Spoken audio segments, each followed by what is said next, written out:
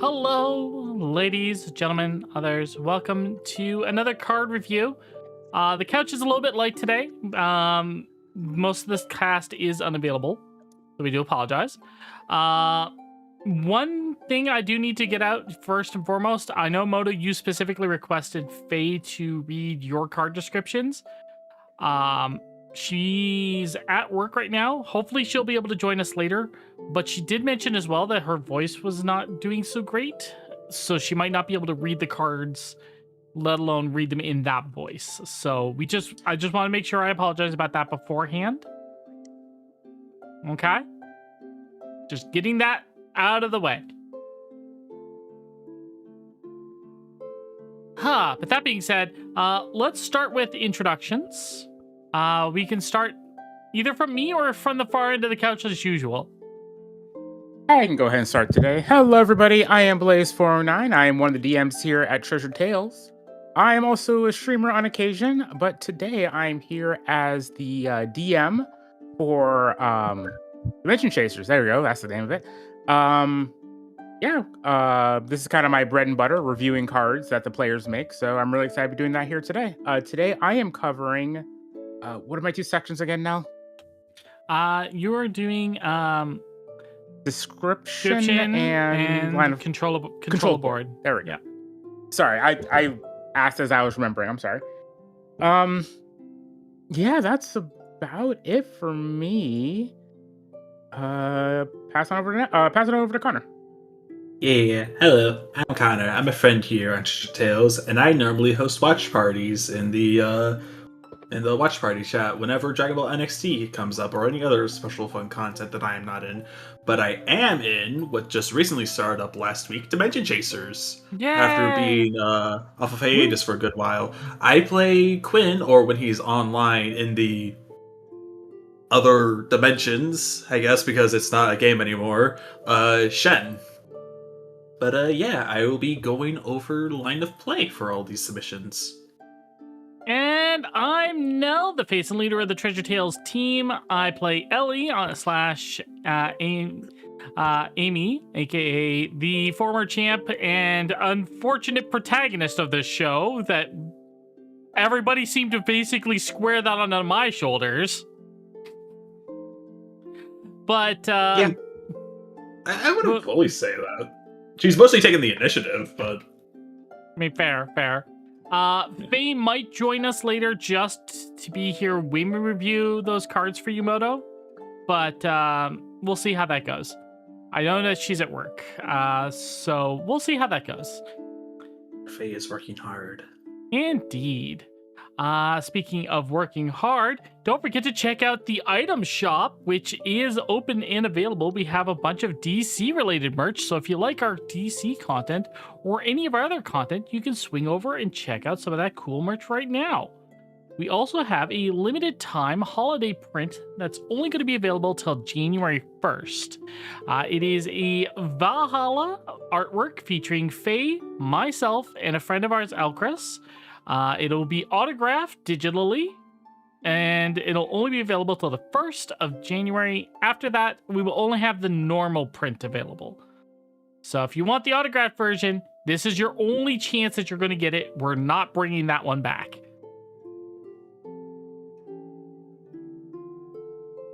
Fade Leaf 2. There we go. Hello, welcome. All right. So with that being said, we're going to open up this first pack of cards. Yeah? If I may now? Mm-hmm. There's one other thing that is DC related that I kind of want to talk about real quick. Just to make sure as many people who know about it can hear about it as possible. We are currently holding the Calling All Duelists community thing, where you can enter a character that you have designed into... You can enter them into potentially being a part of the next tournament arc in Dimension Chasers. Mm-hmm. All that you need to do is make a physical description of both them in and out of the game. It can either be drawn or written. A short paragraph or two talking about the personality and background, the name of their archetype, and a description of their archetype for their deck. I mean. If you need What's more our deck? details, if you do need more details, the link to the Discord is just popped up in the Twitch chat, and we have it posted in the announcements. Mm-hmm. And you also have. Oh, go ahead. Yep. Sorry. Our community is always willing to answer questions and help out with this as well. But that's all I was going to say on this. You can continue, Blaze. Sorry. Oh, yep. Sorry. I was just saying. You also have to. You get to design what one of their ace cards will be. I will design the rest of the deck just to make sure it's in the right power level for what we're aiming for DC. You have until the 23rd of November to get it turned in. The winners will be announced during a special live stream on November 30th.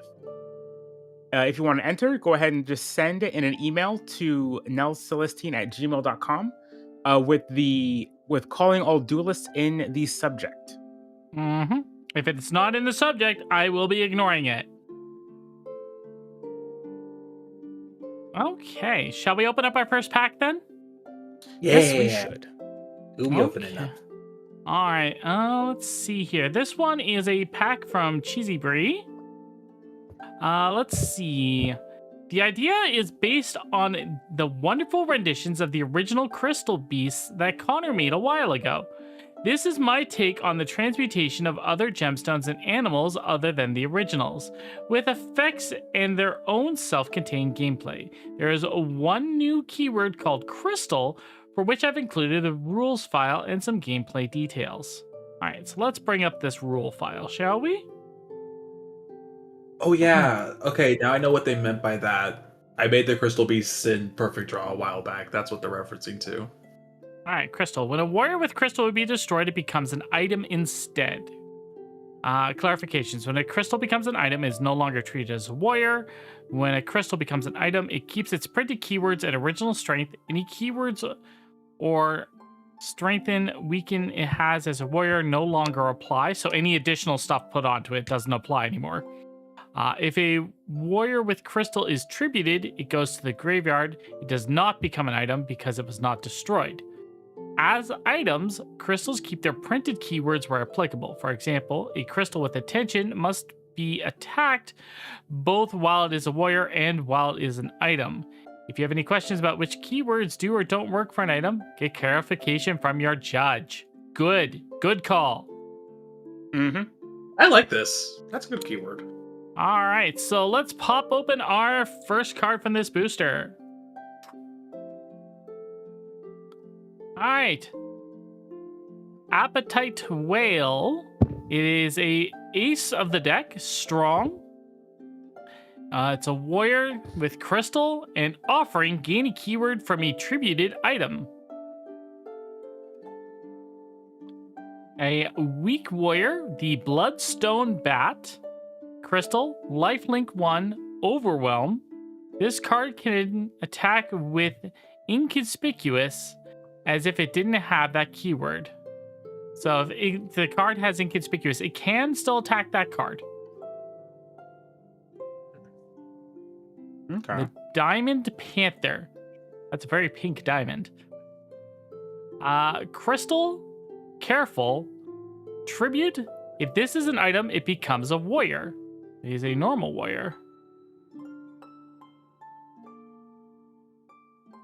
A weak warrior, Malache Sunbird, Crystal, Attention, and Loyal. I believe that's pronounced Malachites, I think. I think it's Malachite. Either way, it's the same idea. Mm-hmm. Ophidian is a weak warrior with Crystal, Contender, and Spelljammer. And an invocation called Pick Up the Pieces. Return all items on the field to their owner's hands. And it has follow-up. That's an interesting build, honestly. Mm-hmm. All right, so for novelty, I think this is a pretty interesting concept. The fact that they start off as warriors and they could turn to items, and then this invocation will let you bring them back to your hand. That's really neat. But the tributing means that they have to go to the graveyard. So there is that extra benefit to getting rid of them permanently because of the ace card. So For novelty, I think I would. Oh shit! Oh, wrong button. For novelty, I think I would give this probably a solid 4. And for expression, the fact that you were able to word the cards so well and bring out the crystal aspect of most of the cards, I'm also going to give it a 4. What? You cut out near the end. 4. So 2 4s from me. Yeah. So, line of play of this, I'm really happy you took the idea of the Crystal Beasts from Yu-Gi-Oh! And elaborate on them. It's one of my favorite decks idea-wise, and I'm so upset with the execution, and they never made more main deck Crystal Beasts, other than the Advanced Crystal Beasts. Oh, these are so cool, though, to see. But yeah, no, I think the line of play is really simple. You have a bunch of durable warriors that can gain benefits by just being on the field, and after they're destroyed, they're not off the field. So it leaves your opponent in a weird situation of, do they spend more resources to try to permanently remove the card, or just try to go for you? And if they go for you, that means you can have Appetite Whale gain the benefits off of your other cards and build up its keyword library, just make it a huge problem to deal with. I think also Pick Up the Pieces is really cool because you can play that with the staple invocation slot and then return your items to your hands to possibly play 2 warriors from hand that turn. That's a really nice little combo there. I love putting follow-up on invocations. Overall, I think I want to give this a 5. Appetite Whale, along with everything just kind of funneling into it while also still being pretty good on its own, is really, really nice to see. I dig this. I'm giving it a 5. Okay. All right, for description, I think they did a really good job. It's all pretty simple, nice and easy to understand. I don't think any of it is really funky or anything. Most of it's just solid keywords. So I'd give this one a 5. Also, I love the pun with appetite and appetite. I had to look up appetite, see if it actually was a kind of stone, and it is a kind of stone. So, yeah, I love that wordplay right there. And then, what was my last? Oh, Control the Board. Control the Board, I'll go ahead and give this one a 3. For me, a 3 is really, really good. Is good and solid, not overpowered in like an unfun way, you know? You know what this reminds me of, actually? This kind of reminds me a bit of like Crest Knight's deck, where everything kind of funnels from the smaller cards to just buff up their big monster card at the end. Yeah, that's true. Yeah, I can see it. So overall, this deck for Cheesy Brie gets a 21. Very nice. Very nice. All right, this next booster pack is from Deuce Verve. Let's see what the note here says. Hello, here's my deck for the October review, although technically it's November. Also, as always, credit me as Deuce Verve. Deuce is in Deus Ex Machina. Yup, already done. Danger lurks beneath your feet within the enchanted forest of the magical mushrooms. Watch where you tread, or you may become one with the fungus. Thank you, Deus Verve. You cut out again when you said fun. I'm like almost eating my microphone right now. I don't think I can have it any closer. I know. I'm not sure if that's a problem, but it's just like, you will become one with the fun. I'm sorry. All good, all good. All right, so let's take a look at this deck, shall we? There doesn't appear to be any special notes, so I'm assuming these are all previously made keywords. Okay. Just a second. No, we don't want to capture cursor. Thank you. Okay. Fruits of the Magical Mushroom is an invocation. Choose one. Weaken all fused warriors until end of turn, or all fused warriors gain Underwhelm. They become one with the microphone, yes. Weak Warrior, Magical Mushroom, Nurturing a Strike Cap. Fuse this with an opponent's card. When this card attacks, your opponent gains 1 life. Oh, I love this deck already. Magical Mushroom, Razor Top is a weak warrior. Fuse this with an opponent's card. At the start of your turn, pay 1 life or weaken this card. Magical Mushroom, Spell Trip Stalk. Fuse this with an opponent's card. Once again, it's a weak warrior. The first time you play an invocation each turn, fumble it. Magical Mushroomancer, Mycelium Magician, is the normal ace monster of the deck. As follow-up, activate, target a warrior in a fusion, copy it, and fuse it to a different card. It's really cool. Invocation, Roots of the Magical Mushrooms. Play a weak warrior from your graveyard. Focus. Instead, play 2 weak warriors. Okay. So I'm going to start off. Novelty. I like this. I like this a lot. A lot. It feels like the Mushroom Dragon deck, but done right with it being balanced. I'm sorry, Blaze, your Dragon Mushroom was a little broken. Oh, it was supposed to be. She's supposed to be scary, and you still kicked her butt.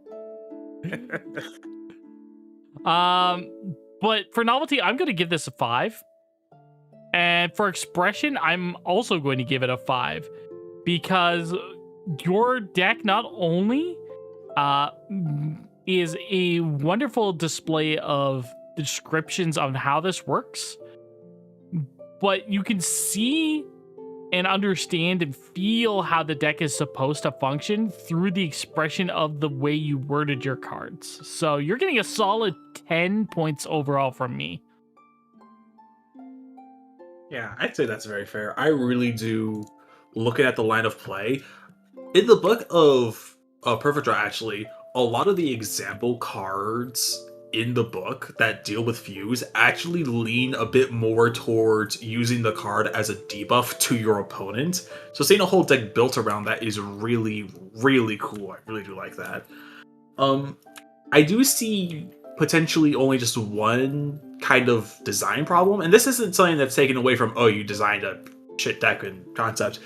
It's just the fact of when the card gets fused, there's nothing stopping your opponent from also using those abilities and then fuse it to your opponent's cards. So I could totally see the intent being that the fused only worked on your turn and then you just gave your opponent a debuff. But honestly, I feel like that is just a minor revision to like iron out that one thing, or maybe it's intentional. Because the entire like gameplay of this is to use weak warriors to debuff your opponent's warriors by giving them much more detrimental effects. And I really do love that. I also really love Roots of the Magical Mushrooms. Oh, I love focus abilities, and I really love the revival effect, where you can just play it normally to do a revive, but if you focus, you make the revive better. I love that so much. So overall, I'm going to confidently... You know what, with everything, minus that little grab, I think this deserves a 5 as well. It's really put together forward, and everything just really loves pushing towards this. Also, the ace is so fun as an idea. I can't wait to see that in a game where you just double up of the same mushroom on a single card. So much mush. Yeah. Or, in theory, you could take a opponent's card and then fuse it to yours.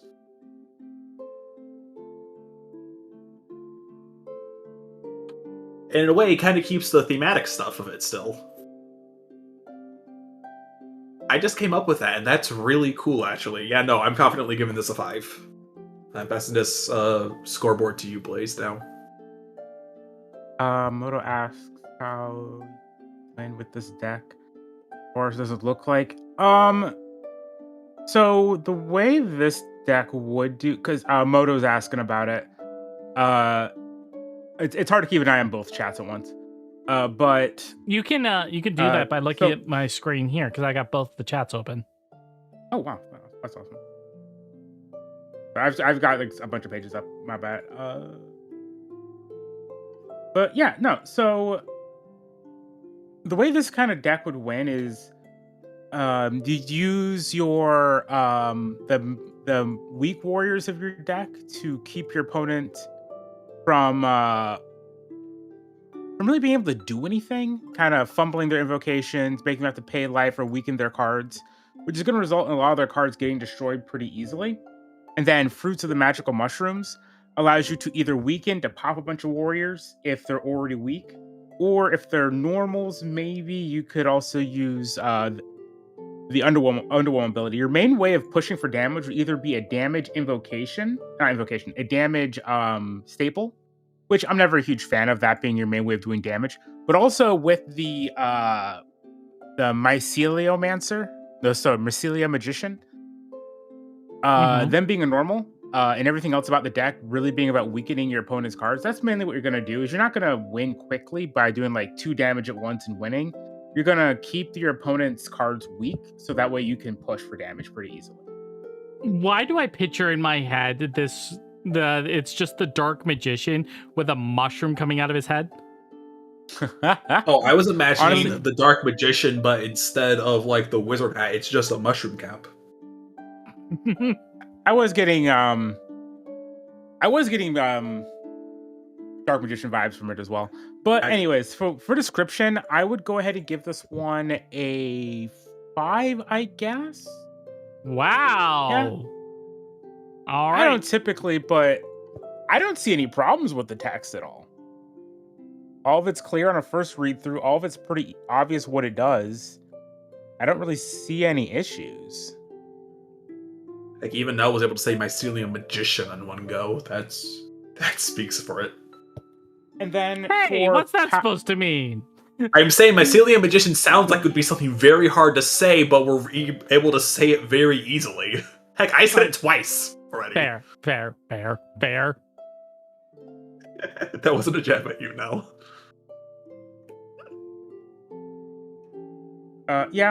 Surgical, kind of right. It pretty much you would whittle down your opponent to prevent them from getting the resources necessary to win. And then for control of board, I'm gonna have to give this one a 2. Again, not because I don't like it, not because personally I like lower control of the board numbers personally when making or approving decks. But this one isn't going to blow your opponent away with powerful cards. It is like we've said, it's going to solely through a war of attrition beat your opponent. So like I said, give this one a 2. All right. So a total of 22 for the mushroom deck. Very nice.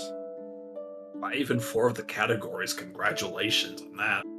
Yeah, really. Holy cow. All right. This one's from Lakota. Actually, do I have to take a quick break now? Sure. We'll take a 5-minute break.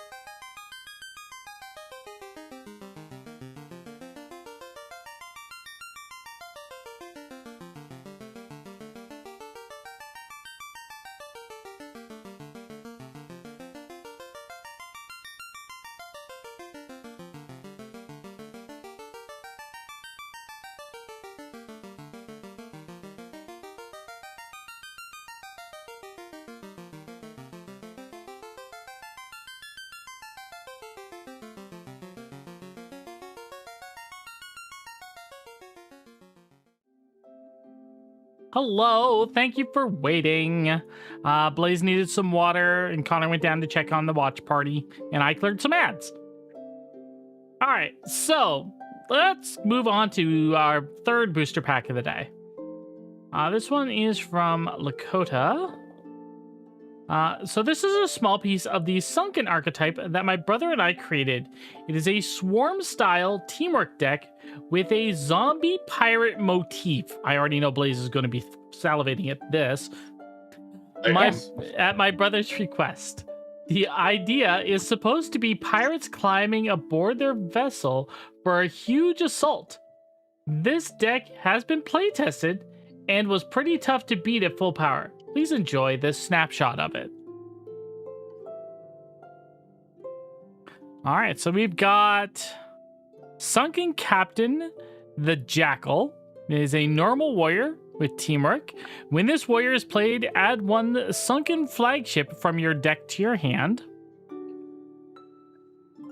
Invocation, Sunken Ferryman of Lost Souls. Add one Sunken Warrior or item from your graveyard to your hand. Normal item, Sunken Flagship, the Cerberus. All warriors you control gain Phalanx. Hold on. Playtest it for what game? Perfect Draw, which is what Dimension Chasers is based off of. Think of it like Yu-Gi-Oh! Meets Dungeons and Dragons. Mm-hmm. Perfect Draw. Perfect Draw is a system that is designed to replicate like card show animes like Yu-Gi-Oh, Card Fight Vanguard, Chaotic. Oh, Chaotic, yeah. I haven't put the X at the end. It's just Chaotic. Is it just Chaotic? Yeah, it's just called Chaotic. Oh wow, I Mandela effect myself with that one. Yeah, a lot of people seem to think that. No, it's just called Chaotic. Yeah, no, and we kind of took a bunch of like the ideas and themes behind it and kind of mushed them together into our own setting called Dimension Chasers. Kind of a future cyberpunk kind of setting. It's pretty cool. I'm sorry, I didn't mean to interrupt now. I'm sorry. No, you're all good. That was literally the same thing I was going to explain. All right, here's the Ace. It's a normal item. The Sunken Flagship, the Crown of Hades. Here's your one teamwork. All warriors you control gain teamwork. Sunken Hideaway, Haunted Lighthouse. Normal item. When this item is played at the start of each turn, create a Sunken Pirate, which is a weak warrior with teamwork. And lastly, Sunken Ritual, all hands on deck. Create 4 Sunken Pirates, which are weak warriors. This is awesome.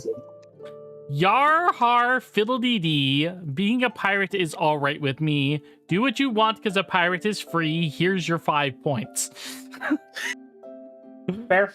Very fair. For expression, I'm going to give you a 4 because I found that while you had a lot of the ships and you had a lot of ability to create your sunken pirates, it didn't feel like there was a ton of piratiness about the cards. So that's my only thing. So 4 is still fantastic, but I am not going to give it a 5 on that, unfortunately. So I'm going to pass it over to Connor for line of play. I think that's a fair assessment to make. With this whole deck's like vibe and the little preamble of the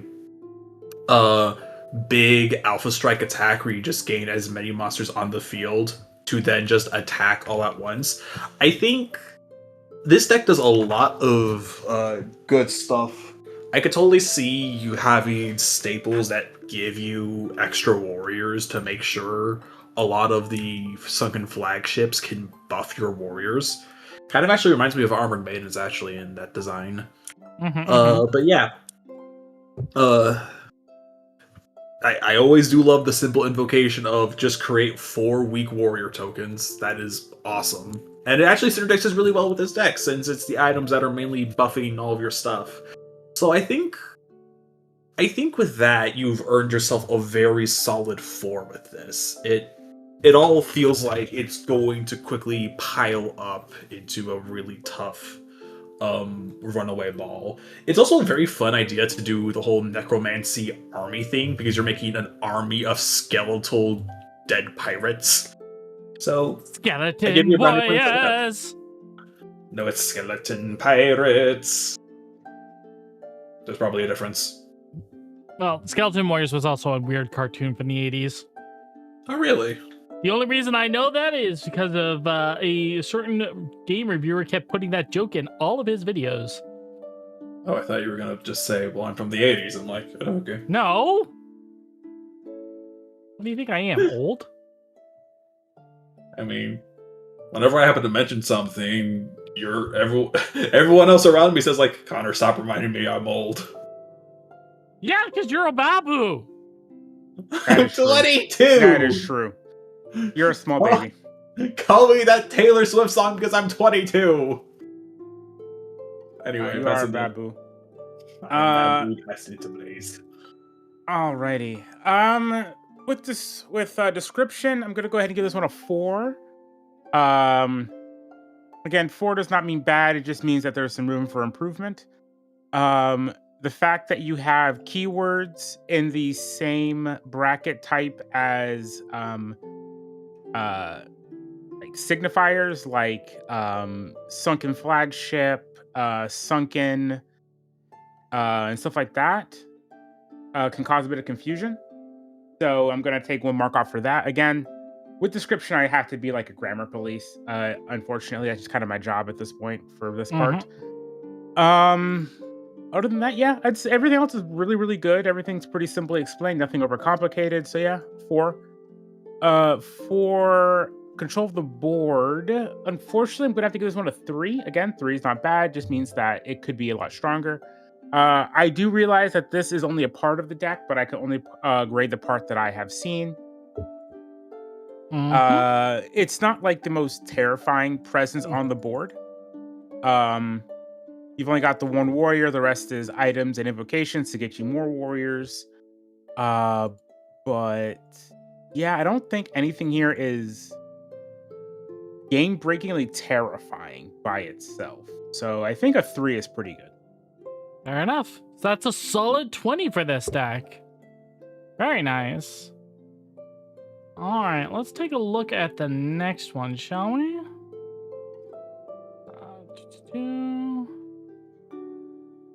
All right, this is the one that I have to scroll all the way down to get to the text on because everything was submitted as a pasted image.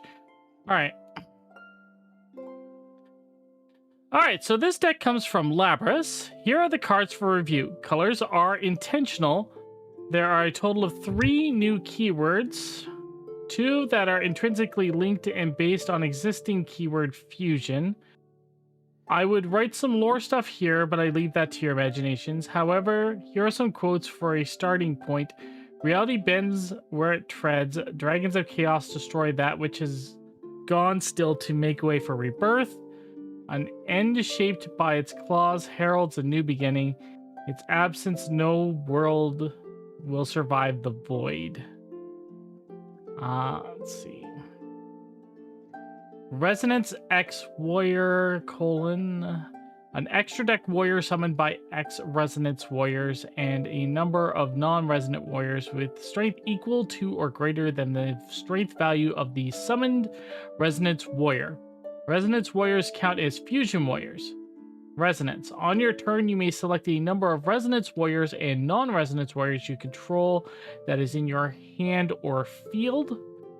Summon a Resonance Warrior that meets the summoning requirements. And the other keyword is Nexus Recall.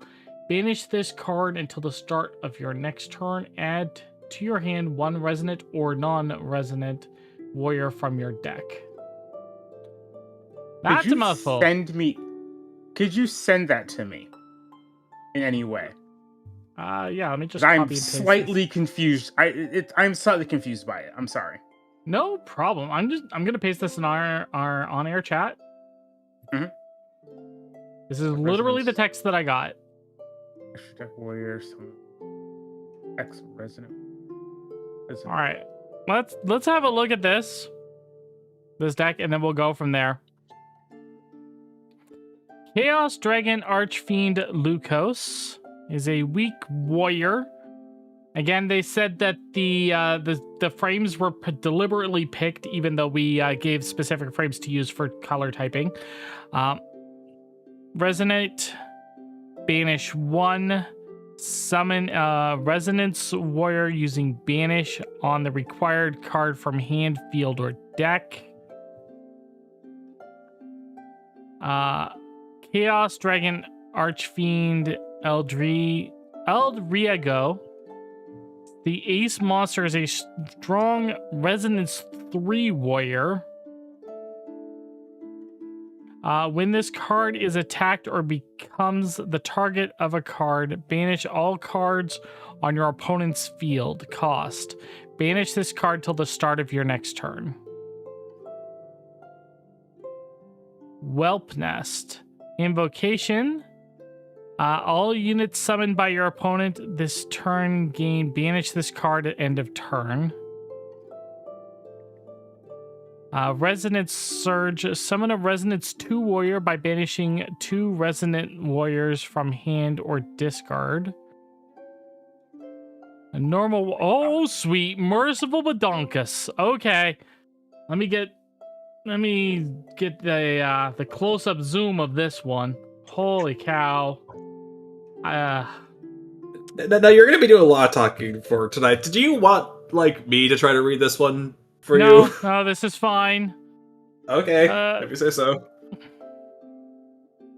Chaos Chimera Dragon Levisin.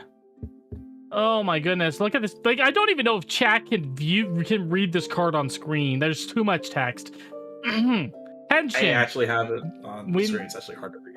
When this warrior is summoned, entomb every card in the void zones. Whenever a card would be banished, entomb it.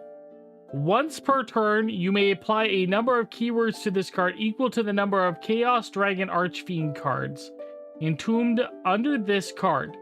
If a keyword would not be able to be added normally, it does so as if the other keyword is not there. Then fumble your opponent the number of times equal to the number of non-Chaos Dragon Archfiends you don't own. If you hit an attack on your opponent with this card, win the duel but lose this card. If you fail to this turn while this card is on the field, your opponent wins the duel. Otherwise, the duel ends in a draw. Oh, okay. What? It's also a henshin on a warrior. Well, no, you henshin into this war is what I would assume. Temporal Rift Envoy. When banished, you may swap a card that is in your hand with one in your void zone. Nexus Recall. So weak warrior. Okay. Okay, give me a moment. I need to read. All right, first and foremost. I'm just giving it a goddamn assignment. First and foremost, Labris, come here. Labris. We have rules. I did not look at this properly beforehand. 1, it says 1 new keyword. 2, max of 100 characters. If I get another one like this, I'm sorry, we're not going to be doing it. This one slipped under my radar. This is the only time I'm allowing it.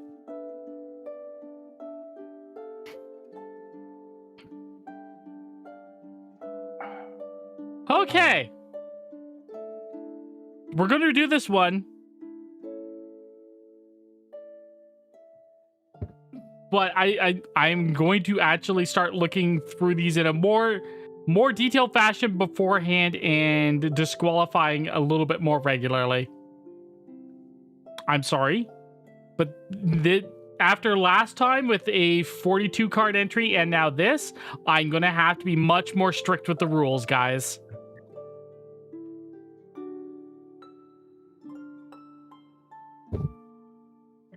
We have rules for a reason to make it fair for everybody.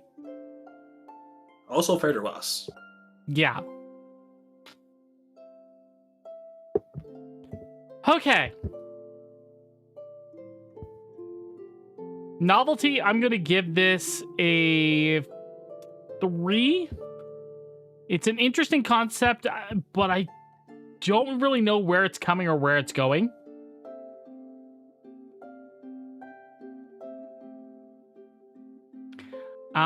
For expression, I'm significantly confused by a lot of how this deck is supposed to work.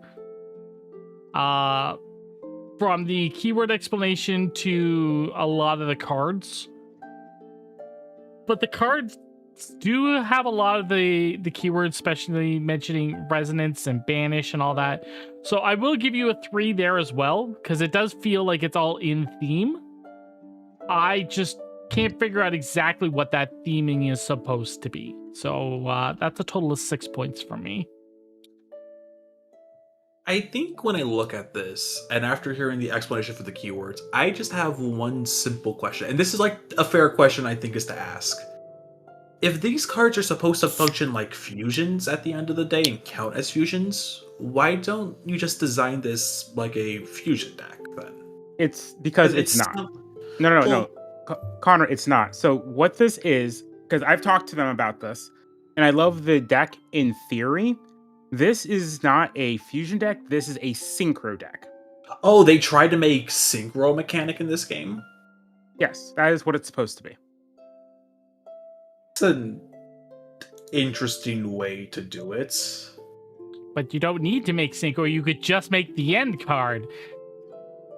Yeah, I'm gonna be honest. That's kind of due to just the nature of Perfect Draw and like stuff like that. Making other extra deck mechanics like this in Perfect Draw it feels a bit redundant to the game's design when at the end of the day the game's expecting you to, if you want to have a Stardust Dragon in your deck, yeah, you can just have Stardust Dragon in your deck. But overall rating the line of play,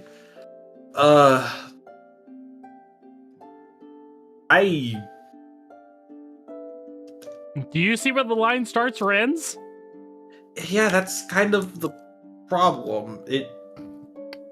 I'm not sure what I'm really supposed to see in this. It's a whole lot of new terms, which, like, there's kind of the obvious, well, if you learn the terms, you're gonna understand it. But at the end of the day, like, most people, if you bring this to a table or something, it's going to take a adjustment time, and I don't think that's going to be really worth it at the end of the day. Okay, so what are you gonna give it?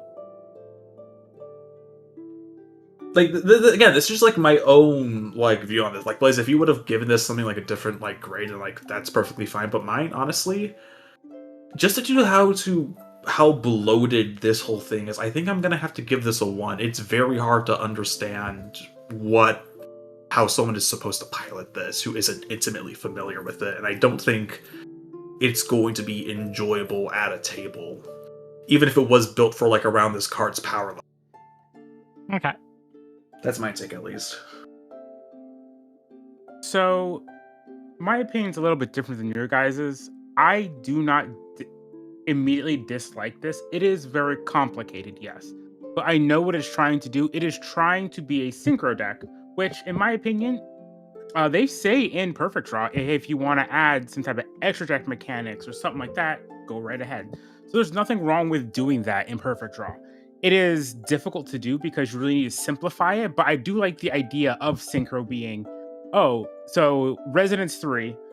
One of the cards is a Resonance 3 warrior.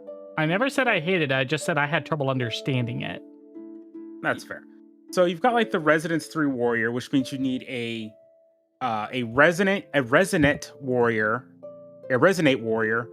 and then a resonance warrior, and then you also need a non-resonance warrior whose total strength equals 3.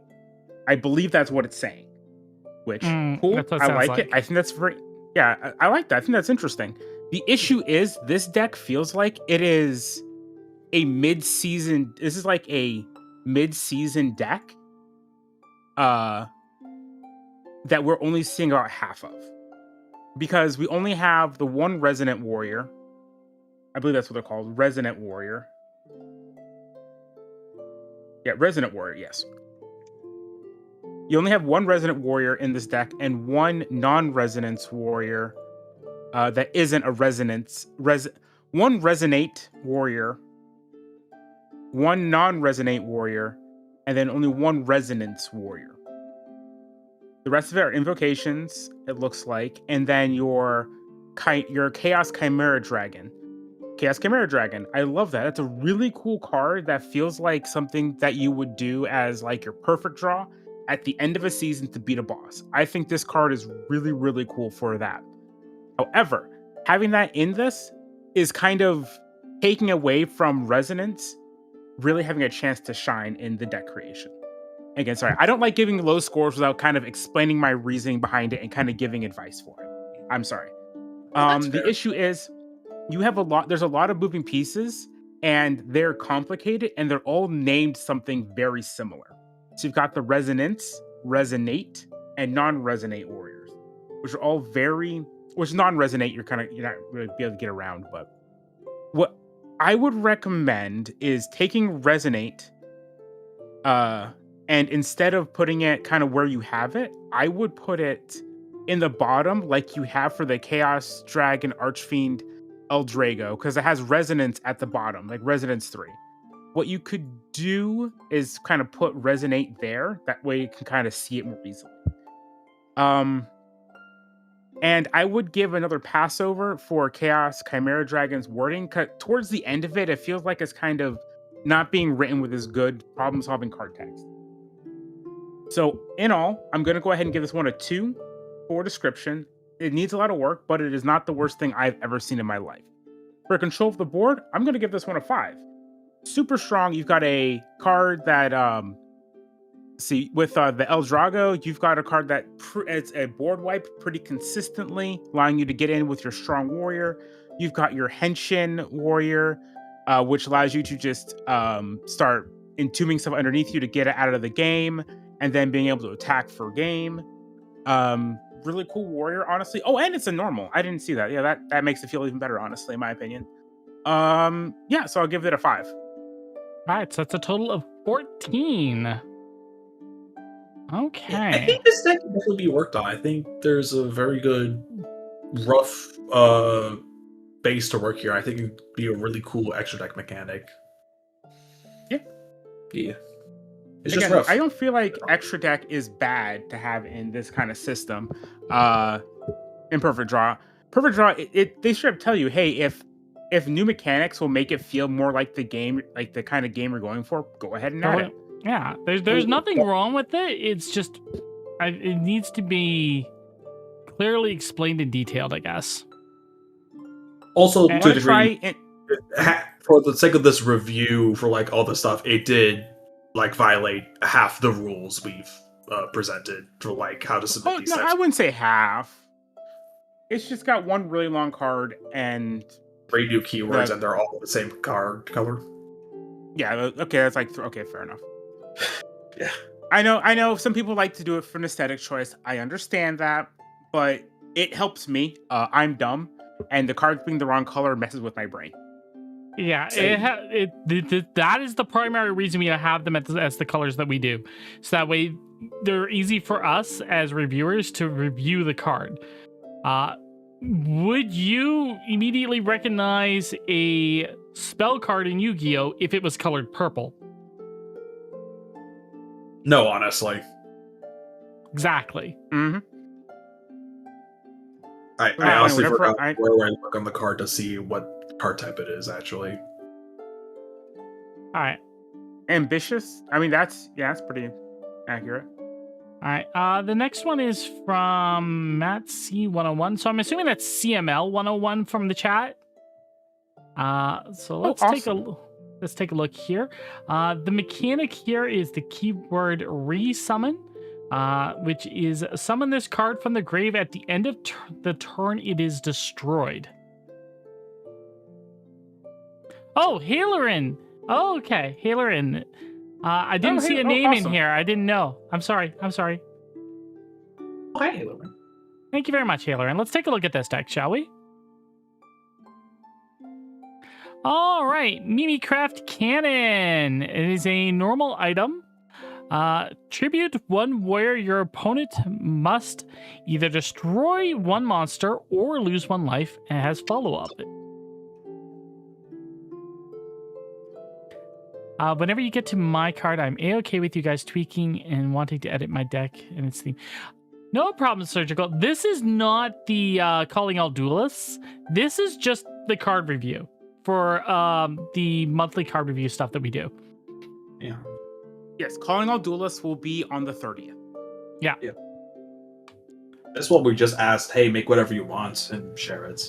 Yep. Mimicraft Copying. Target up to 2 warriors on the field. Create token copies of those warriors on your field.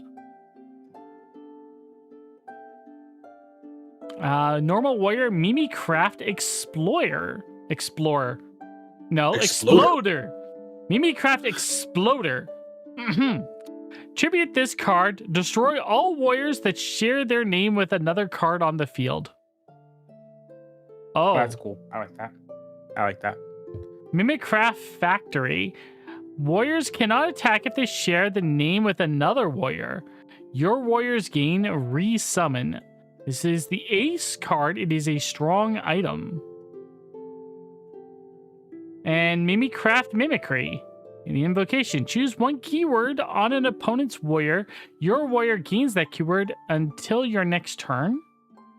And Like lastly, that's your warriors. warriors? Oh yeah, there is an S there. That's all of them. Right, and then lastly is a normal warrior, Mimicraft Shapeshifter.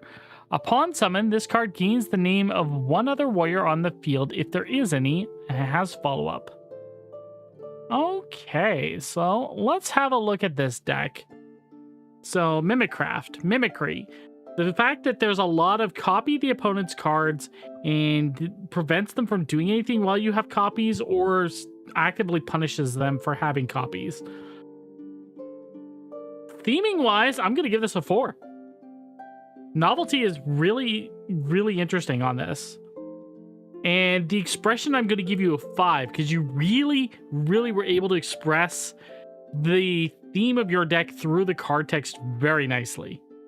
You were able to express the mimicry, and not only that, but the benefits and detriments to both sides of the mimicry. So, a total of 9 points for me.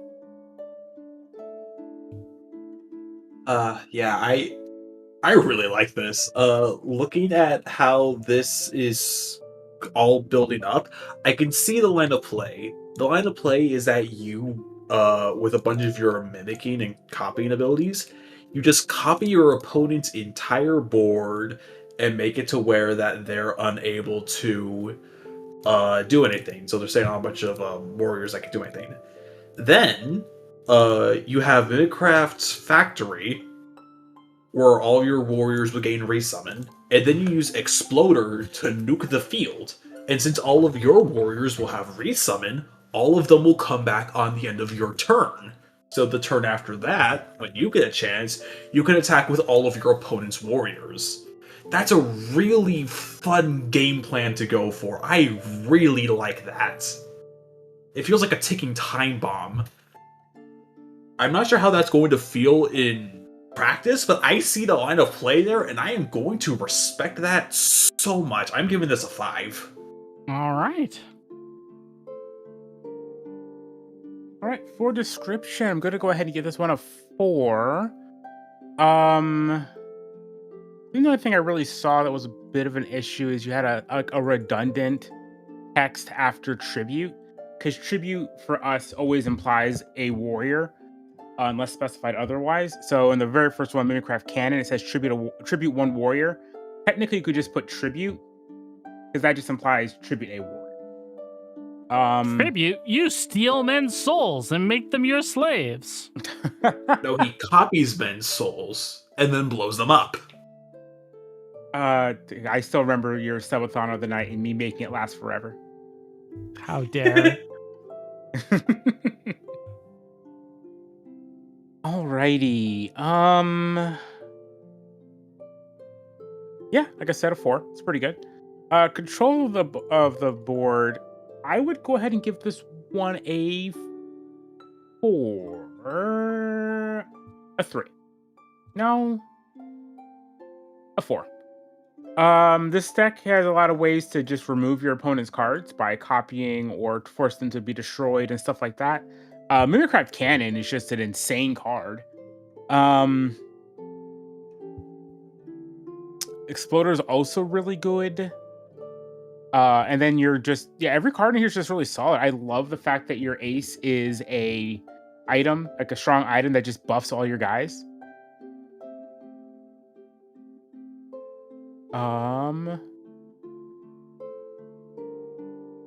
Yeah, I give this one a 4. So a second 4? Yes, second 4. All right, so that's a total of 22. Very nice. Wonderful. All right. Our next one has a Google Word document here. Let me pull this up. Okay, it's not too big. This one is from Rivaled. Thanks again on the critical but fair review in September. This archetype usage is much more niche and an escalation of my Yandere deck in the past. However, I hope this deck opens the door for a new playstyle ideas in DC. The keyword is Vengeance. When a warrior with keywords, archetype, or card name listed on your opponent's side of the field, flip a coin. Heads, this card attacks all warriors on your opponent's side of the field. Tails, this card attacks all warriors on your side of the field. It cannot target itself. I'm just pasting it into on there. Thank you. So take a moment, read it through, and then I will open up the booster pack. Oh, so I assume when this is played, and if it has any of the listed like stuff on the card on your opponent's field, you flip a coin. Heads, the card you played attacks everything on your opponent's field. Or tails, it attacks all of your cards on the field. I am unsure. I don't know if it's on entry or if it's on. I'm not sure if it's on your card being played or your opponent's card being played. Is my only issue. I'll see. I'll have to see when we look at the deck to see if there's a trigger on there. Yeah, I might list it. Okay. But if Rival might be able to specify it in the chat if they could, that would be appreciated. I'm just going to say right now, I'm going to open up this booster pack, and I'm already peeking at the first card. There might be a little bit of a problem. We'll have a look. We have post-mortem grudge, and it is a staple. Return one warrior from the graveyard. It gains indestructible if targeted by a warrior that previously killed it. That is not how a staple works. Staples are pre-built cards as part of the book. I'm going to assume this is going to be an invocation. That was what I was going to say. I'm going to treat this like an invocation. It's supposed to be your opponent's side. Oh, so when your opponent plays it on their side of the field, that's when the vengeance stuff triggers. All right. Revengeant Slasher is a strong warrior with risky vengeance, teamwork, Yandere. Miss me. Oh, that's how it works. So okay, it's a targeted hate deck. Okay, I really like that. Okay. And the hate goes more. Hold on. Okay, I get it. Okay, I understand now. Now. This makes more sense. Yeah, like I said, we probably just need to see it on a card first, right? Mm-hmm. Yeah. Yeah. Revivaged Betrayed. Revivaged Betrayed? Did I say that right? Revivaged Betrayed? That sounds right. I kind of like it. Vengeance, Virtual Driver Henshin. Blast Radius 3, and it's a normal warrior. So this specifically is a vengeance on if someone uses a virtual diver henshin. No, virtual diver or henshin. I believe it's or. Oh, okay. I feel like it checks this for each one. Okay. I believe. Strong warrior, revived ringleader, vengeance, contender or henshin. Careful. And revived thug is a weak warrior with vengeance, quick draw or viral legion, and has intimidate 2. And second chance relic is a ace of the deck. It is a strong item. If a warrior with vengeance is attacked by a card with a keyword or archetype listed, you may redo 1 coin flip. Oh, that's cool. So, I'm gonna hold my thoughts until my section. No. All right. The floor is yours. Okay, so let's take a look at the novelty of this first, shall we? Novelty, I'm going to give it a 4. It is interesting in its design. And it is, I do know it's playing off of your previous deck, which was already a really interesting and novel idea. So I'm going to give it a 4. And for expression, I am also going to give it a 4. Your cards did try to express the vengeance aspect of it. The wording on the names was a little bit hard, but that's nothing unusual for card games. So I'm going to give you a 4 for that as well, for a total of 8 points from me. So I can see the game plan here, and I think this reminds me of these very... If you know what I'm talking about, you immediately know the vibe of we made a Yu-Gi-Oh deck that was specifically designed for a very specific type of counterplay. And Ally of Justice, the early Ally of Justice. This reminds me of the early Ally of Justice cards, Blaze, if you know what I'm talking about. The ones where they hated...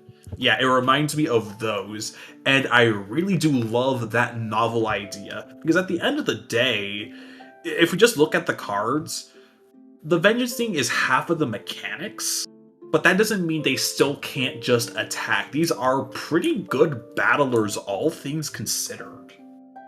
You have 2 strongs, one has risky and one has careful. You have one that has blast radius 3, and that one actually hits henshin, so in theory you can hit both the henshin item and the henshin warrior, so that's actually pretty good for itself, because it has blast radius 3. Intimidate 2. If I recall, that weakens the warrior, so having it on a weak actually fits pretty good for it. And Intimidate only works on attacking. Yeah, only works on attacking, which it does because of the Vengeance stuff. Mm-hmm. Yeah. And I really do love Second Chance Relic and Post-Mortem Grudge, because it helps protect your warriors from crashing out on themselves, which I think is a really fun, flavorful way on how their vengeance could spiral out and end up hurting themselves even more. I see the game plan. It is a janky-ass game plan, but I really, really dig this. I'm going to give it a 4. You did really well with this, Rival. Very flavorful. All right, for description, I'm going to have to get it a lower score of 2. Not because I dislike it. I think it's very interesting. The only issue is that it's a little bit confusing. Is it when that they're played, you flip a coin and then attack them or get attacked? Is it whenever you declare an attack? I'm a little confused on that part of it. Other than that, it's actually really solid and it's pretty simple what it does. Once I saw what a revenge card did, I understood it much better. Also, props on putting on some, at least on the first one, what was really interesting is it has revenge on the revenged slasher. It has the revenge keyword, and then it has teamwork in the keyword markers, noting it as a keyword, and then yandere not in them to denote that it's a card name or a card signifier, right? Which would be really cool if you carried that in the rest of them. You didn't, unfortunately. But it's still really good, I think. I would just recommend running this by some people to help with the wording a little bit, maybe. That's the biggest thing. So yeah, like I said, two is not saying it's bad, it just means it needs some work. And then for control of board, I'm gonna have to give this one a 3. If you're going up against the stuff that you're good against, it's really, really good. If you're going up against the stuff if you're going up against anything else, not so great. Like Connor said, they are still decent warriors, but the downside of like the tail flip is super big. It means you have to fight every other warrior you have, and that can be really bad. Granted, the second chance relic is really cool. I also like that just as a I don't know. I like that. I like for like someone coming back for revenge. The second chance relic being the ace of the deck feels really fitting to me. I really like it. Yeah, I said 3 for control of board, right? I feel like this is a 3. Yeah. Okay, yeah. Yeah, that's gonna be it for me. Yeah. All right, so 17. Yeah. Not bad. Really? Not bad at all. Really well done, Rival. This was Yeah. really fun to look at. Probably one of my All favorite They are decks. niche. Yeah, they are niche a little bit. No, how are we doing on ads? We still have an hour before our ads because we ran so much at the beginning. Oh, good lord. Okay. Let's see, how many decks do we still have left to do? 1, 2, 3, 4 decks. I'm trying to think how long we've been going because we do want to We take have been breaks going. for We have chat been as going well. for about an hour and 15 minutes. So why don't we take a 5-minute break? Okay. All right, we're gonna take a 5-minute. We're gonna stretch, relax, then we'll go through the last 4 decks.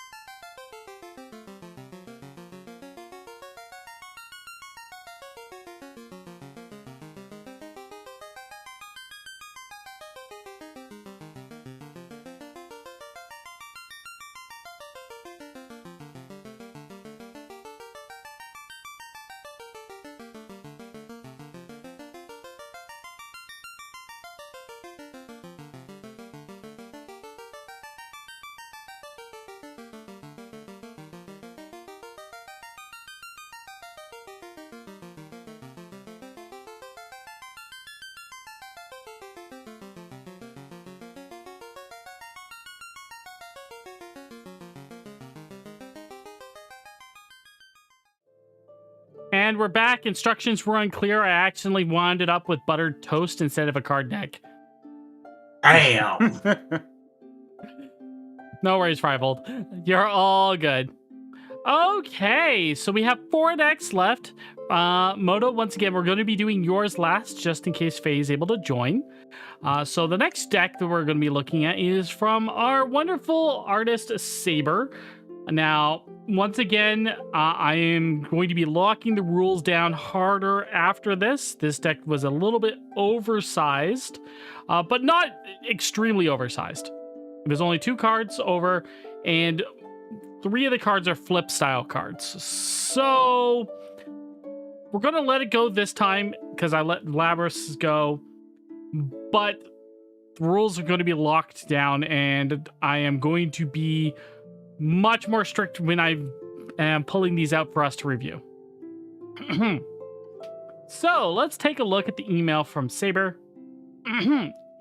It's a me, Saber. Just like with the Pokemon cards, these are cards who have transformation forms.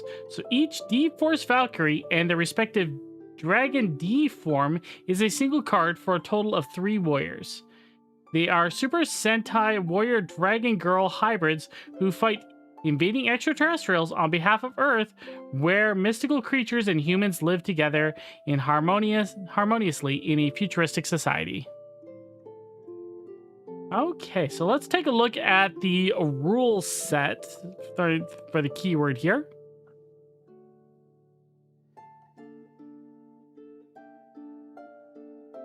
All right, D-form. Those with D-forms have secondary dragon versions of themselves.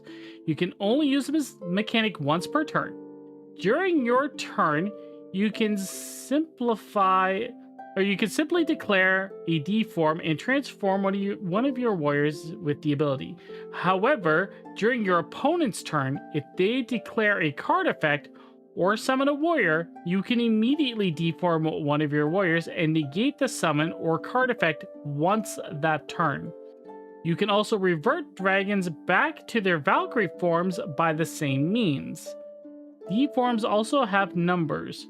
When in D-form, your dragon is strengthened by that number, with Overwhelm being achieved if strengthened past strong. Valkyries cannot strengthen the same way by deactivating the form and revert to their original power instead. So basically, when they transform, they get buffed up by the number, and when they transform back, they lose that buff. So it's like morphing. That's cool. It's morphin' time! Whoop. All right, Oh let's wait, take a look. hold on. It's Sentai specific, so it's a deform change. I don't know. All right. So, D-form Blue Orochi is a normal dragon with Defender, Hexproof, D-form 0. And the Valkyrie version is D-Force Valkyrie Blue Orochi. Each time Blue Orochi deactivates from her D-form, raise her D-form key number by 1. Blue Orochi's deforming does not decrease her strength, instead increase the power of another deform or deforce card by your deform number for as long as Orochi is in deform. And it's a normal deform 0 on this card, and she's a normal warrior.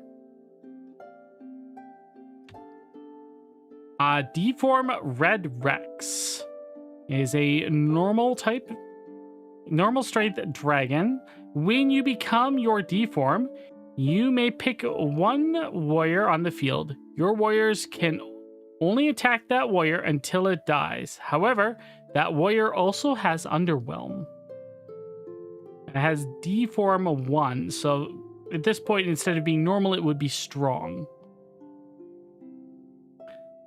And the Valkyrie version, which is D-Force Valkyrie Red Rex, is a normal warrior.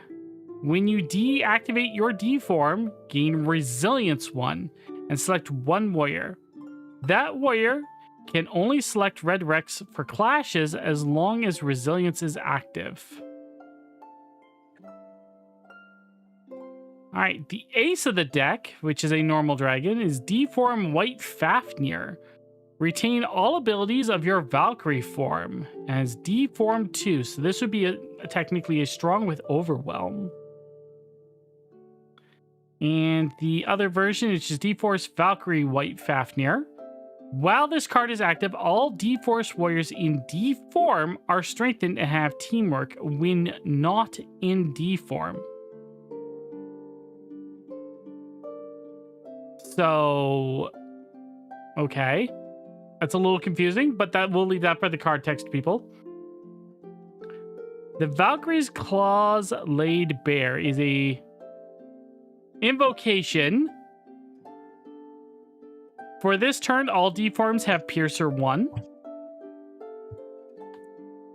And an item, D Blaster 1290. This item is banished when a warrior using it goes into D form and comes back when deactivated. Equip D-Force Valkyries have Blast Radius 2. Okay, so start off with novelty. I'm going to give this a solid 5. I like the idea. It is an interesting concept. With the switching back between dragons and the warriors, it reminds me a little bit of a mix of Sentai and Dragon Maid. Expression, I would going to give it a 5 as well. You really express some interesting designs in this. The way your cards are worded are really neat and really brings the vibe of this deck to life. So you're getting a total of 10 points for me for this. Line of play of this? It is... So I'm a little torn on the line of play, because I can definitely see where the idea is coming from. You use the D-forms to buff up all of your warriors all of time. I do find White Fafnir's a little interesting, since when in D-form, it has all your Valkyries retain their abilities, but they only gain those abilities when they, I guess, unmorph, for lack of a better term. So no, I'm pretty sure it's saying. I'm pretty sure saying its own. I'm pretty sure Fafnir is saying its own Valkyrie form, not all Valkyrie forms. Retain all the abilities of your Valkyrie form. Yeah, oh yeah, okay then. Okay, so it just has the same ability then. Yeah. Okay then, that's interesting. Then yeah, I find White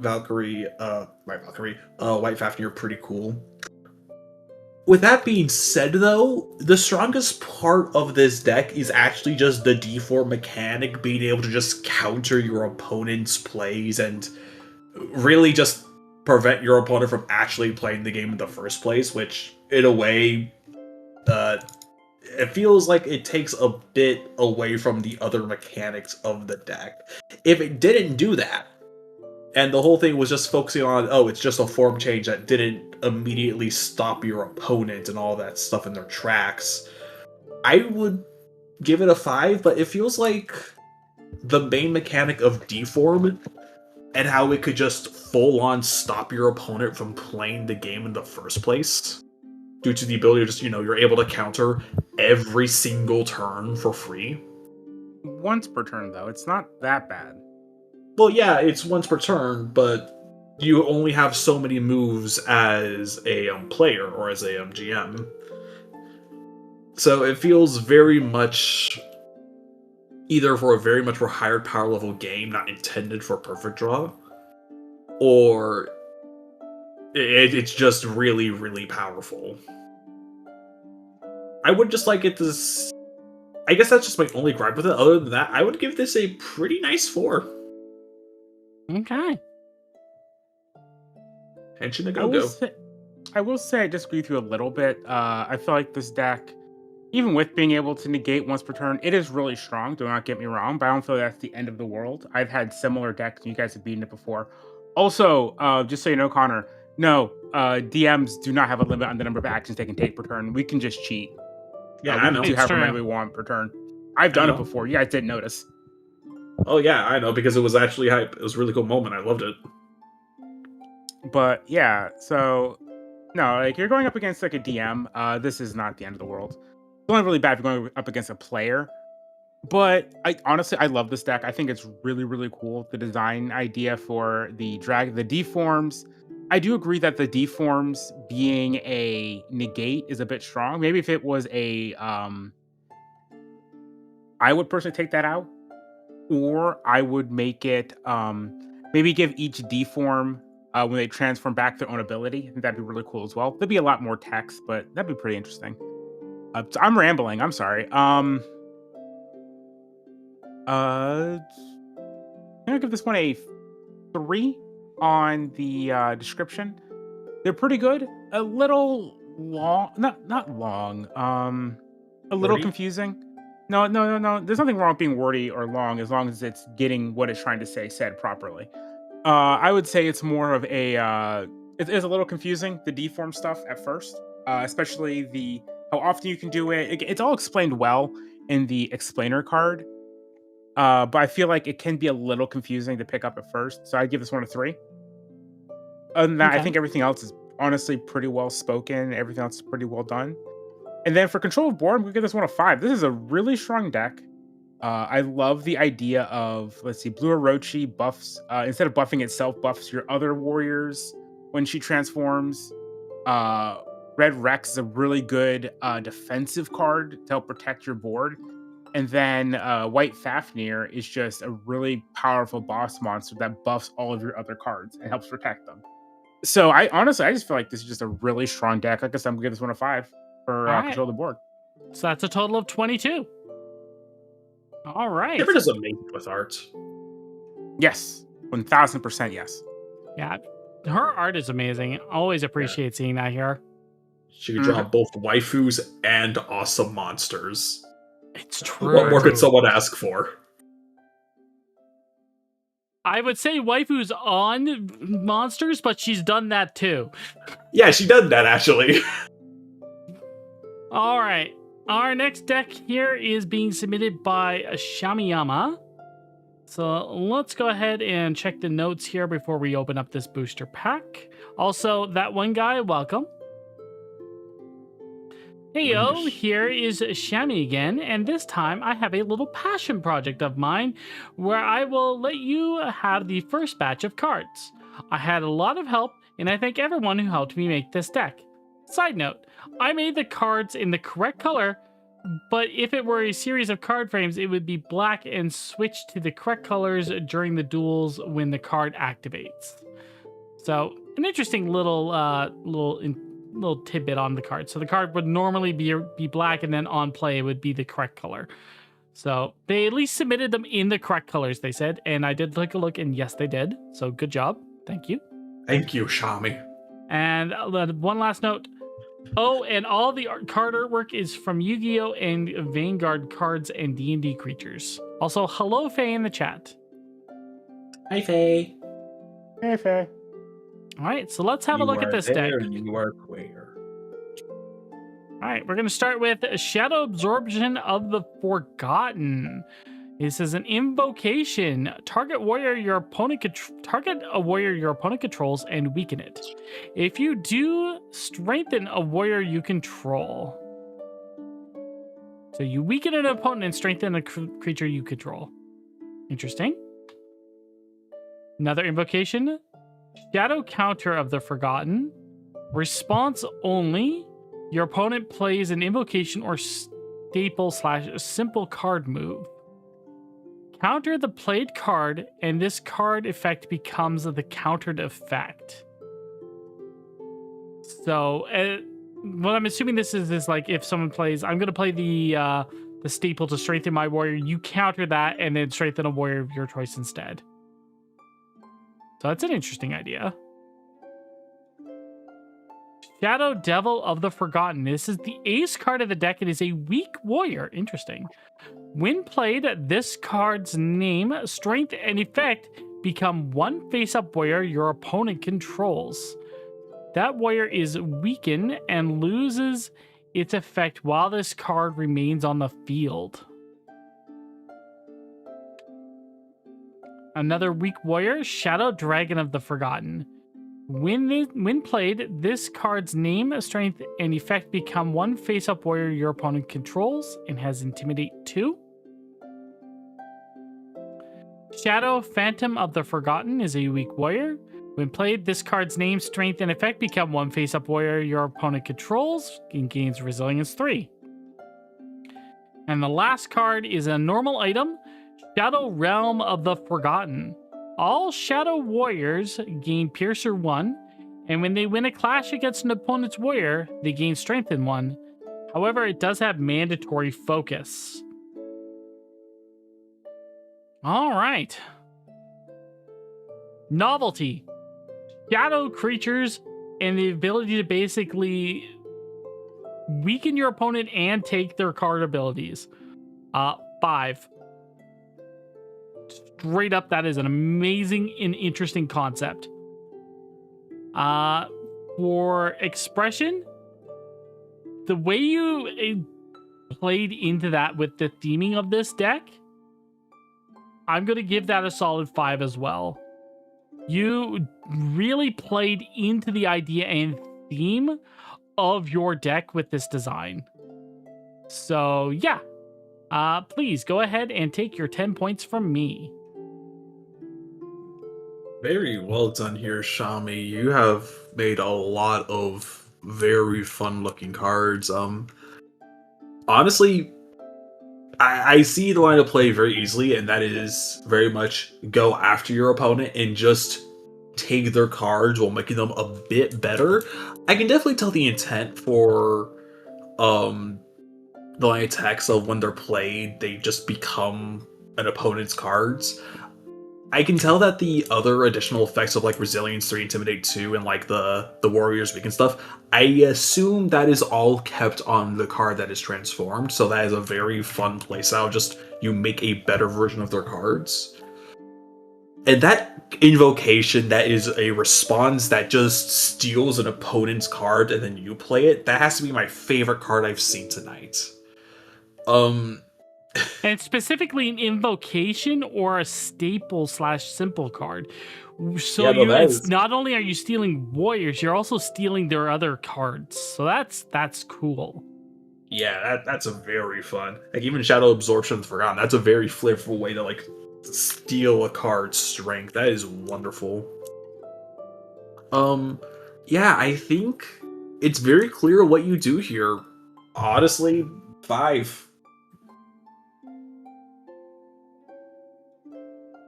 All right, for description, I think we'll go ahead and give this one a 4. Biggest issue is that technically on your boss, its effect becomes your opponent's card effect, which means it would lose technically would lose the weakening effect on it. That's like some super like in the weeds like card ruling from Yu-Gi-Oh type of BS that I wouldn't really care that much about if I was your judge, but some people might have issues, be wondering about that. So I'm gonna give it a 4. For control of the board, I'm going to give this one a 4 as well. Technically, all the cards are really strong, but they can only really be about as strong as your opponent's cards. So if your opponent is playing a bunch of weak cards, there's not too much you can do about it. Granted, you are technically stronger versions of their cards, and you do have like your Shadow Absorption and stuff like that, but I do feel like it could be a bit stronger. All right, so a total of 23 points. All right, we have massive deja vu. How many decks have we done the whole steal your opponent's stuff? Was it? We done that already once, right? With the Mimicraft stuff? No. I mean, Mimicraft kind of. They just steal the names. No, they don't really steal the effects. It's copying your opponent's stuff. All right, so let's take a look. We have 2 decks left. This one's from Orange Lion.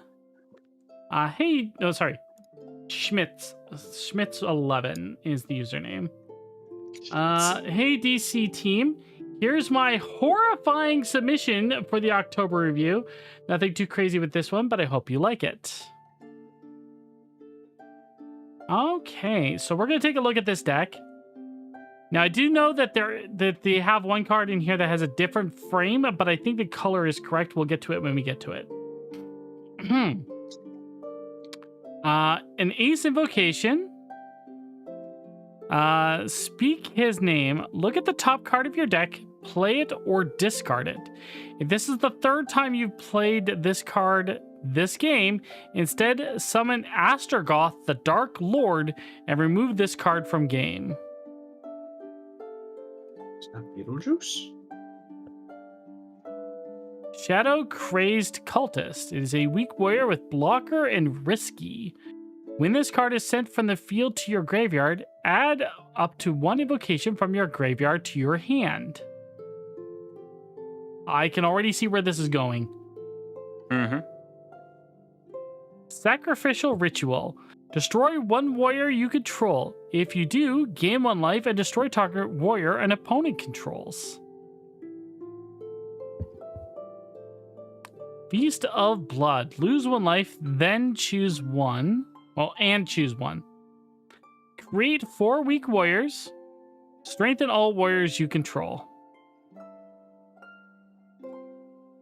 Emerging Horror. If you play this card from your hand, either overwork or destroy 1 warrior you control. He's a normal warrior with Overwhelm and Piercer 1. I do like the fact that you get to choose one of those 2 negatives on it. That is interesting. And last but not least, the strong Ace Warrior, Astragoth, the Dark Lord. This is what I meant by I had a unique frame, but the coloring is correct because it is blue. Mm-hmm. This card starts outside of your deck and can only be summoned by Speak His Name. Inconspicuous, it can't be targeted by effects. Each time a warrior an opponent controls is destroyed, create a weak warrior. All right. I'm going to give you a 4 on the novelty here. It is a really interesting concept. I feel like it could use a little bit more, but the creativity is definitely flowing, for sure. For expression, you're going to get a 5. The expression in this deck is phenomenal. You can see and feel in the tangible effects of how this deck is supposed to be run just from looking at 2 cards. So yeah, I'm giving you a 5 for expression. I loved reading those first 2 cards. Those were wonderful. Yeah, honestly, so when I was looking at this for a moment, part of me was, when I looked at Astragoth, I was almost a little underwhelmed just for a moment, because I'm like, well, you're having to play a card at least 3 times in order to then summon it. But to be fair, though, that card also gives you advantage when you're playing it, so it's not just doing nothing when you do it. So I think Astragoth not being the potential instant win con is totally fine, because it's also a strong ace with a lot of heat packing behind it, so it's all dandy. Yeah, no, just I really do love the invocation recycling just mill that you create with Shadow Crazed Cultist, Emerging Horrors, and all of the invocations. This is a very fun way to do a invoking Spellslinger deck. I'm going to give this confidently, I feel like I'm a little too generous with all this stuff, with how many 4s and 5s I'm giving, but I'm going to give this a 5. It's very clear what this deck wants to do. Okay. Brownie points for also Astragoth being not in the deck. That's cool. All right, for description, let's go ahead and give this one a 4. No, I think it's a 5. Because I'm not really seeing any major issues jumping out at me immediately. Okay. It all seem pretty straightforward and just by the book. Nothing wrong with it at all, to my knowledge. Giving it a once over real quick. Yeah, no, it looks good.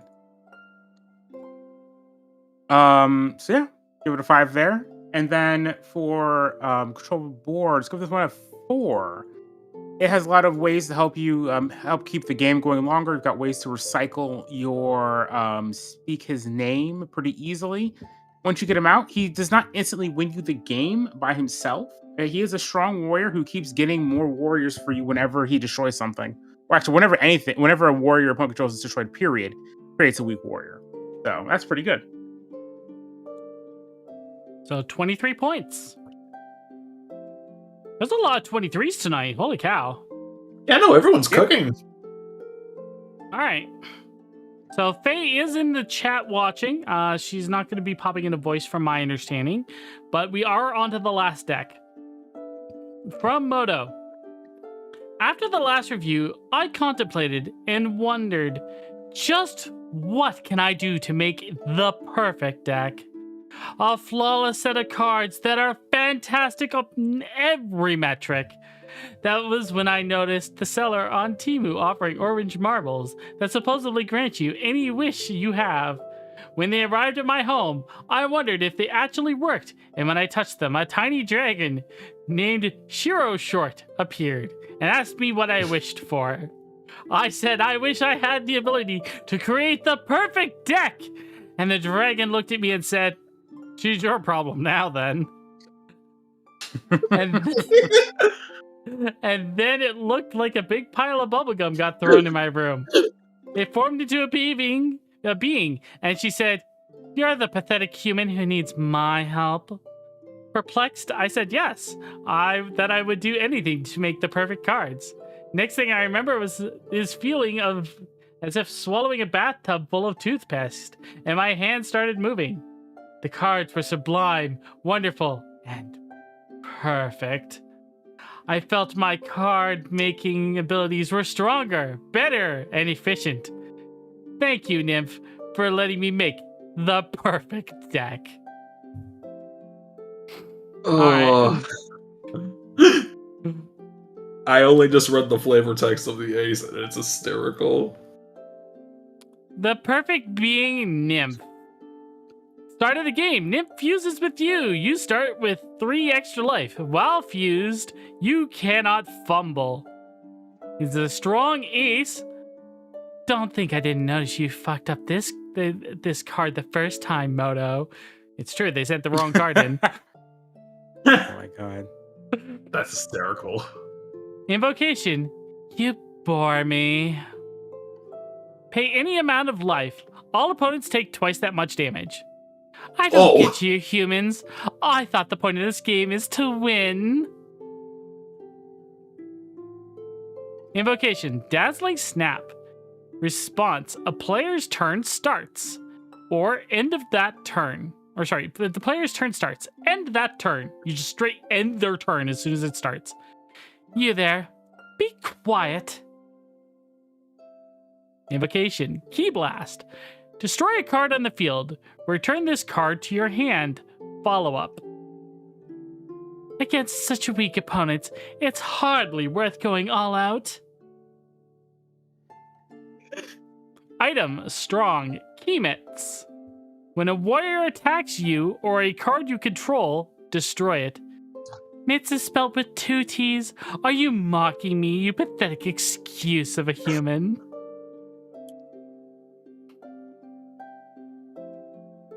And lastly, Nimbu, the perfect companion, a strong warrior. You may play 2 cards each turn. You may play 2 cards each turn per turn. Resilience 2. Who wouldn't want more of me around? So the second part now was you can draw 2 cards per turn. Oh, draw 2 cards. So draw 2 cards and play 2 cards per turn. Moto, I see you in chat, and now I understand. This is fucking hysterical. So, novelty, this is a 5. An expression, this is a 22. No, I'm going to give you solid 5s across the board here. Holy cow. This deck is amazing, and it is a novelty deck, and it is very well expressed. Good job. I can see why you wanted Faye to come in and do the voice for these. Yeah, no. Oh my god, this is... So I'm just gonna get out of the way. It's a 5 for, like, line of play, because every single card is just really good. Like, not even in the sense of like, oh yeah, no, it's like a very well designed. No, like literally, you play this card and it might as well be an ace without any downsides with a busted effect. This is. I'm not even rating this as a perfect deck. This is more of just like as a joke for like, something that you would just toss out to the world. And I love this so much. Blaze, all of the effort Blaze, and everything. we're gonna be watching you here. We're gonna be watching you, Blaze. But generally, no, like all the cards are very powerful. And yeah, no, it's what do you expect? You're going to win with this deck. Well, technically, that's more like what my thing is about. Yours is more about how well the deck plays, but fair enough. Well, yeah. And it plays really good when you have an invocation that basically says, destroy a card in the field, then return it to your hand, and you could play this card again, so you could just board wipe your entire opponent's field with one card and do Vegeta's technique. Or... Wait, hold on, who Ki Blast spams in NXT?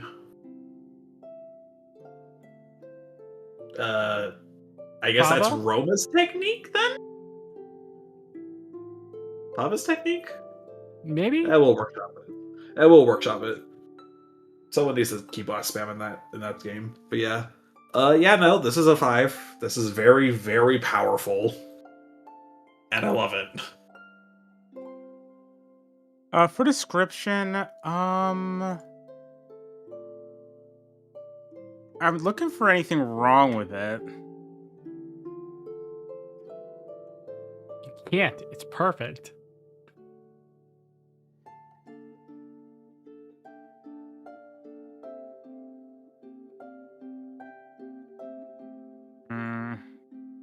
He's trying so hard. So you know Blaze is trying to be funny by being unfunny. I think I have one. I do. No. It's getting a 4. If it's a dazzling snap, it doesn't count. Pick a different one. It's not. It's not Dazzling Snap. Which one? It is Nymph. Ironically, it is the Perfect Being Nymph. Yeah. Every other instance of a keyword is capitalized, except for Fuse.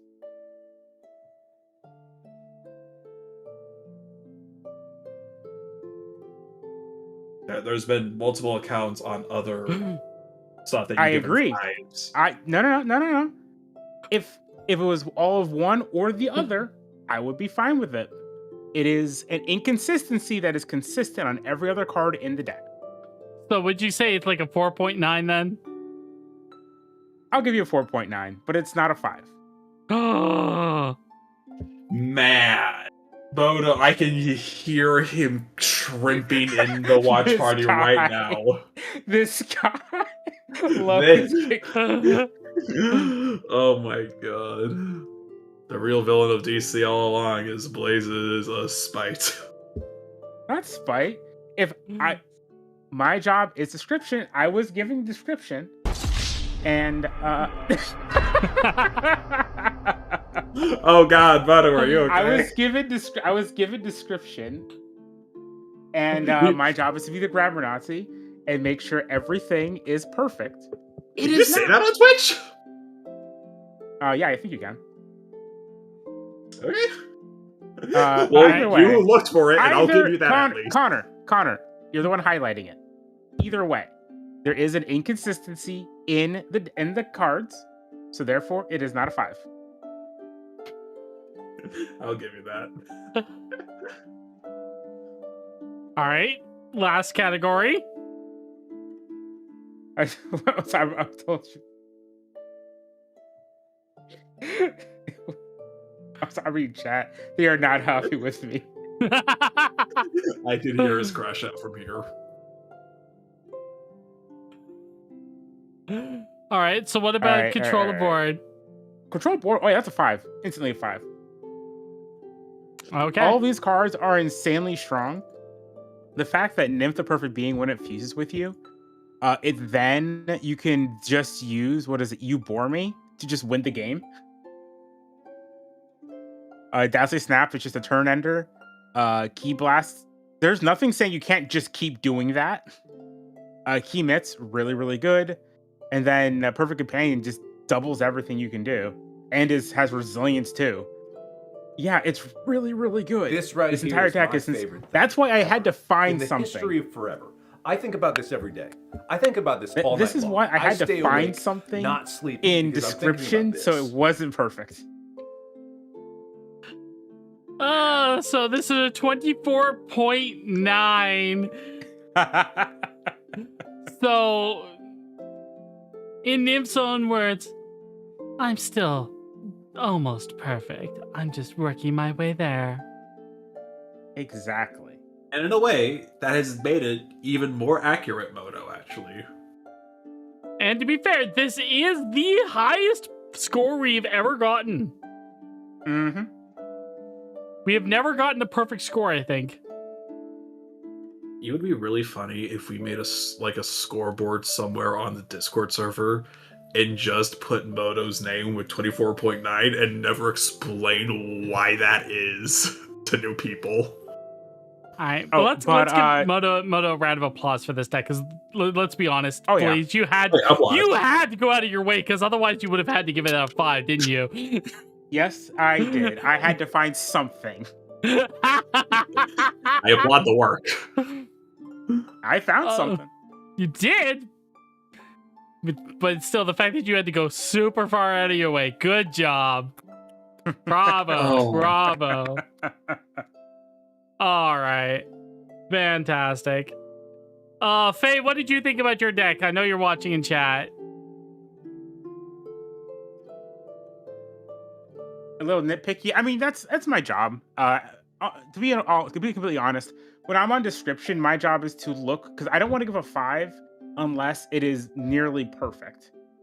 Because card text can almost always be cleaned up a little bit, made more clear, even in actual professional card games. So I always like to make sure it's all clear, it's consistent, it's not kind of reiterating itself. That's the kind of stuff that I look for and I hit people on.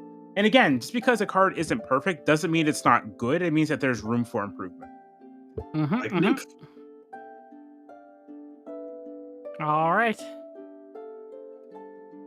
That being said, that is the card review done. So we are going to wrap up for today. Thank you everyone for coming and hanging out. It was an absolute pleasure to see you all here. I want to thank Connor and Blaze for joining me for today's episode. Or in this case, this month's episode. The next card review will be in January. It'll be in January. I will make the submission stuff soon, so that way you'll have over a month to prepare. I will drop that after we get the calling all duelists stuff done, so that way my inbox can be cleaned out. Because currently we're sitting on 22 entries. Oh, wow. Good lord. Wow. I was not expecting that many. I don't think we got that many entries for calling all fighters. Was it 9 for Calling All Fighters or 12? It was 12. Oh my god. But yeah, we're sitting at 22 right now. So that's a lot of Good duelists. lord. Yeah, it is. How much longer do they have to get a submission in? They have until the 23rd, so that would be just 1 week. All right, so you have 1 week to get your last entries in. But yeah, that's a lot of duelists. Yeah. Mm-hmm. So, if you haven't submitted one and you've been on the fence, do it. Go on, get in there. All right. With that being said, Wait 1 second. Right back. dang, we'll see how everyone in mine holds up. Yeah, it'll be interesting to see how all of these hold up. I think one of these is a resubmission, but still, that's 21. This was wonderful. Y'all did amazing for a free space submission. A little bit. Sorry about that. Our cat is yowling super loudly. There's a white cat on the porch right now. He's not happy about it. Angry little creature. Now, Anubis, you're not The Calling All Duelists is not to appear on the show. It's to have a character created to be in a story arc. Mhm. So it would not Unfortunately, be. we could not have that and people join the game. Yeah. It would not be grabbing people and pulling them up onto the show. It would be their character pulled into the show. This will also be a thing where we all the previously built characters, we can bring a bunch of them in as well. But with that being said, are going to wrap things up. Thank you so very much for watching, and we'll see you all on the next stream, which I believe is going to be Tuesday for the Magic the Gathering Commander deck based off of our channel here. So we will see you all next time. Bye-bye. Bye. Bye bye.